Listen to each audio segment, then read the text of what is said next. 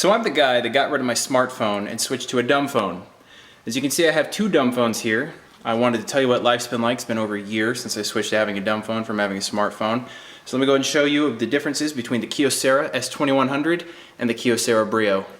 Looking at the phones from this angle, you can see just how thin the Kyocera Brio is compared to the S2100. But the question is not really about thinness, it's more about, do these phones really replace a smartphone, and what role do they play in your life? I've only had the Brio for about a month now, so it's the S2100 that I've been using for a good portion of the past year or so. It's your standard flip phone, and it's got a really nice keypad that has very responsive buttons that work well. The screen is pretty low res, but it does the job for, being a dumb phone. It does exactly what you want it to do. The buttons are actually better on this S2100 than they are on the Brio. The Brio's buttons look nice. They look kind of like a BlackBerry style button, but they actually move around quite a bit under pressure. I'm not quite sure if I can show you exactly what I mean here, but you can see how that K is kind of wiggly. When you press down, there's a chance that you'll either press the button twice or press another button, just because they're not very solid in the way that they work. So the reason I got this is because I like candy bar phones more than I like flip phones, and this one was the only Virgin Mobile phone that claimed to get better battery life than the S2100. Now, it was only by a couple hours, but I figured if I'm going to switch to a different phone, it might as well be a phone that's got some sort of feature that bests the S2100 in some way. So the Brio, you have to press the space bar, which if you press it in the middle, it feels like you're pressing it twice. I think there's a contact on the right side and a contact on the left side. But you press the space bar and the back button, and that unlocks the phone.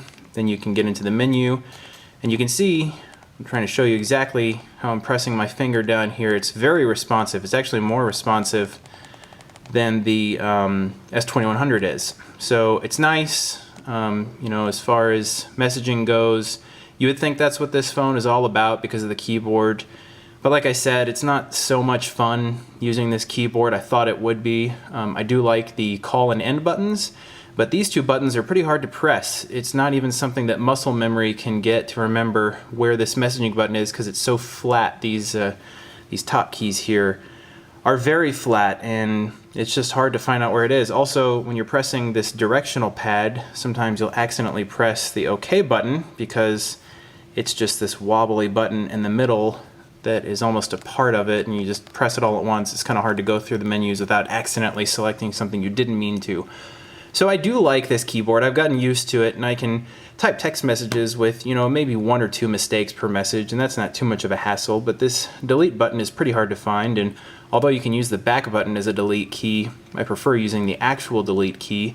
So overall, voice quality on this phone is great. I would say it's even better than the S2100. Now, the nice thing about these dumb phones is voice quality is just much better overall on a phone that's only trying to be a phone. So if you have an iPhone or a Samsung Galaxy S4, voice quality is likely not going to be as good as it is on these phones because there's just no features that this phone needs to focus on besides being a phone. So the voice quality is great on this. The speakerphone, you hit this button at the bottom if you want to activate speakerphone, and it works just great. Speakerphone is crystal clear. The speaker right here at the top of the Brio is fantastic when you're listening to someone talking on the phone, and I love the volume rocker buttons. They're easy to feel and press. Not so easy on the S2100 because, as you can see, that volume rocker is just all kind of one unit there. So you get used to it, but it's kind of hard to press. As far as menu responsiveness goes, this one is pretty quick. It's just a tad slower waking up than the Brio is. So when you flip this phone open and press the end button, it'll probably be a good 1 or 2 seconds before that screen actually lights up and is ready to do what you want it to do.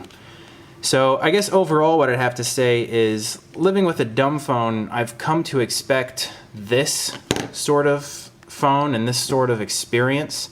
And I think that when you go for something like this Brio that's got the keyboard and it's obviously got this feature that they're focusing on and hoping will work out well for you, for a dumb phone, that's likely just trying too hard. I actually prefer the S2100, and I think I'm going to switch back to it over this one. And the screen, it's funny, it's been so long since I've used a smart device, it just almost looks like a Retina display compared to this phone. And I know Retina is just a marketing term, but it looks very pixel dense compared to the S2100. This is the Kyocera Brio. This is the S2100. Battery life overall, great on both phones. I only have to plug it in probably once every 7 or 8 days per phone, so it'll last about a week, and that's even, you know, just being kind of OCD and going through the menu in here and checking out photos. As far as the photos go, the camera is not good on either phone. It's really just if you want to capture a memory, you can do that and get a picture of a dog or something. Something I do think is funny is that on this Kyocera Brio with the built-in memory, you can only take 12 photos and then it's out of memory, and you can pop in a micro SD card if that's something you're interested in. You can do that in the bottom here. That goes in right there. And I'm not sure what size you can, what the maximum capacity is, but I don't know why you would even bother with that, because that's what regular cameras are for. So it feels nice, it's got a nice feel to it. The speaker is great for speakerphone, and this is the speaker for speakerphone on this phone, so you can tell that this one just looks beefier even though that's only a grill. So when it comes to dumb phones, it's really your choice, but my suggestion is going to be stick with the dumbest phone you possibly can, because I would probably prefer a candy bar phone, even though all of the Virgin really dumb candy bar phones for 15 bucks have pretty terrible reviews and terrible battery life. I would still prefer that over this phone that I think is kind of trying too hard. It does look nice, and it almost looks like a BlackBerry with the ridged keys on the keyboard, but I really just prefer a phone like this. It's got solid buttons, it's got great battery life, it's got great phone reception, really easy to press a speakerphone button there, and these two select menu. There's kind of a ridge in the keypad here that your finger just slides up into. You can tell exactly what you need to press. So when it comes down to it, my vote is for the S2100 if you're trying to pick a dumb phone.